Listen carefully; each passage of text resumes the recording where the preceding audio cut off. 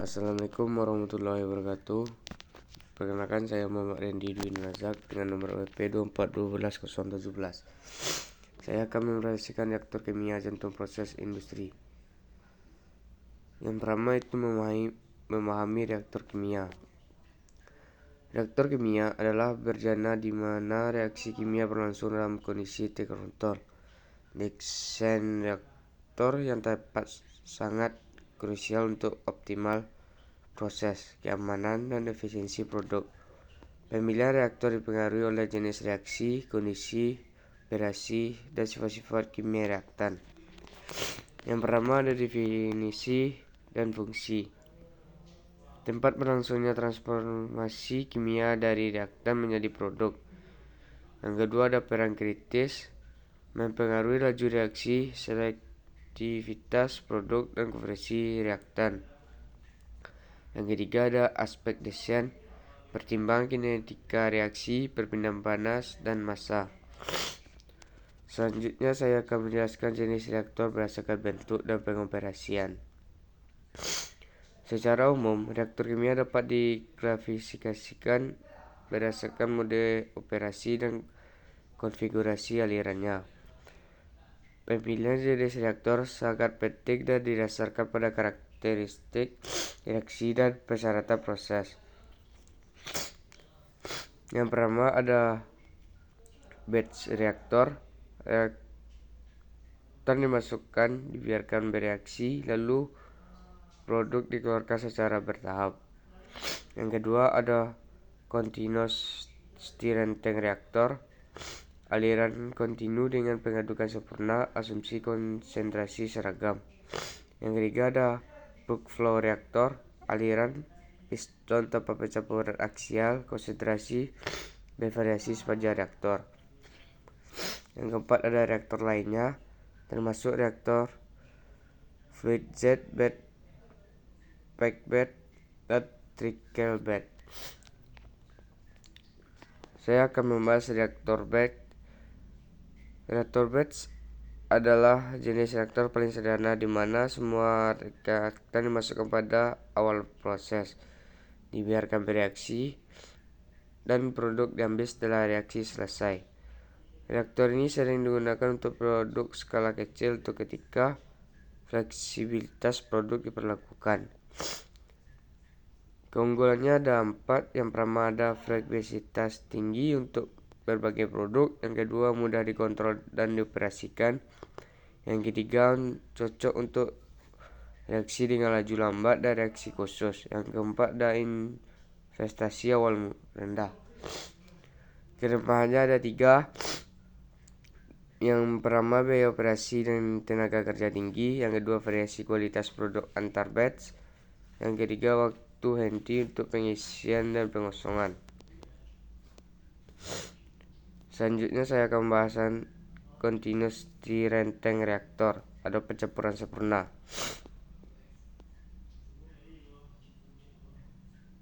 CSTR adalah reaktor di mana reaktan terus-menerus dimasukkan dan produk terus-menerus dikeluarkan. Adanya pengaduk memastikan konsentrasi reaktan dan produk seragam di seluruh volume reaktor. Kelemahannya ada 3. Yang pertama, konversi per unit volume lebih rendah dibandingkan FFR. Yang kedua, membutuhkan volume yang lebih rendah untuk konversi tinggi. Yang ketiga, biasanya terjadi bypass jika pengadukan tidak optimal. Contoh industrinya fermentasi. Yang kedua, pengolahan air limbah. Yang ketiga, polimerisasi. Selanjutnya, saya akan membahas plug flow reaktor, aliran piston ideal.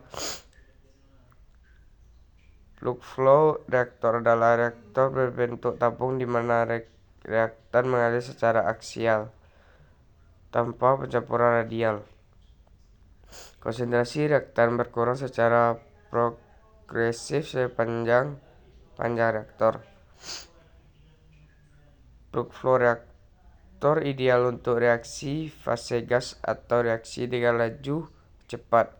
Keunggulannya ada 4. Yang pertama, konversi per unit volume tinggi. Yang kedua, efisiensi tinggi untuk reaksi cepat. Yang ketiga, tidak ada pencampuran balik. Yang keempat, cocok untuk reaksi dengan panas yang besar. Kelemahannya ada 3. Yang pertama, kontrol suhu lebih sulit. Yang kedua, biaya instalasi lebih tinggi. Yang ketiga, sulit untuk reaksi yang melibatkan padatan. Hubungan laju reaksi dengan volume reaktor. Volume reaktor merupakan parameter desain krusial yang secara langsung terkait dengan laju reaksi dan konveksi diinginkan. Pemahaman tentang hubungan ini fundamental dalam perancangan reaktor dan efisiensi. Yang pertama ada konversi, yang kedua volume reaktor, yang ketiga laju reaksi. Semakin tinggi laju reaksi, semakin kecil volume reaktor dan dibutuhkan untuk menjadi konversi tertentu. Namun, laju reaksi itu sendiri dipengaruhi oleh faktor-faktor seperti konsentrasi reaktan, suhu, dan katalis.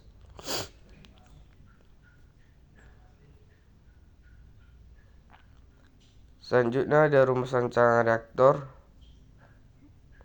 Perancangan reaktor didasarkan pada persamaan raca dan energi yang menghubungkan dinamika reaksi dan karakteristik aliran. Berikut adalah rumus untuk reaktor. Yang pertama ada reaktor batch. Reaktor batch yaitu rumusnya waktu reaksi sama dengan jumlah mol awal A dikali integral perubahan konversi A dibagi laju hilangnya A dikali volume reaktor. Waktu yang diperlukan untuk mencapai konveksi. Yang kedua ada CSTR, yaitu volumenya volume reaktor sama dengan laju alir mol awal A dikali konveksi dibagi laju reaksi. Selanjutnya ada VFR, volume reaktor sama dengan laju alir mol awal A dikalikan integral perubahan konveksi A dibagi laju reaksi.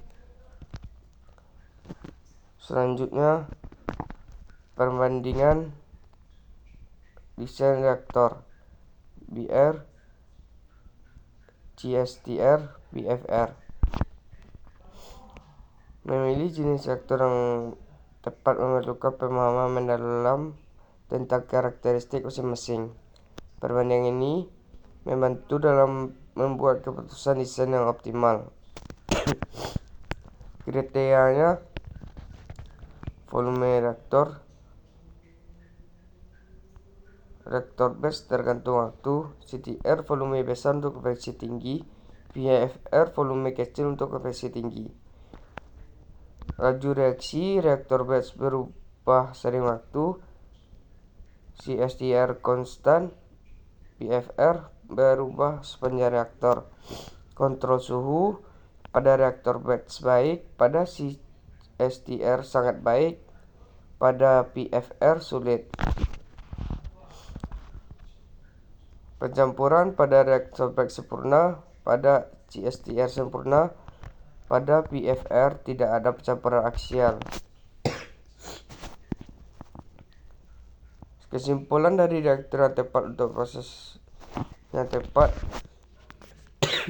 Pemilihan dan perancangan reaktor kimia adalah seni dan sains yang menggabungkan prinsip-prinsip termodinamika, kinetika, dan fenomena perpindahan.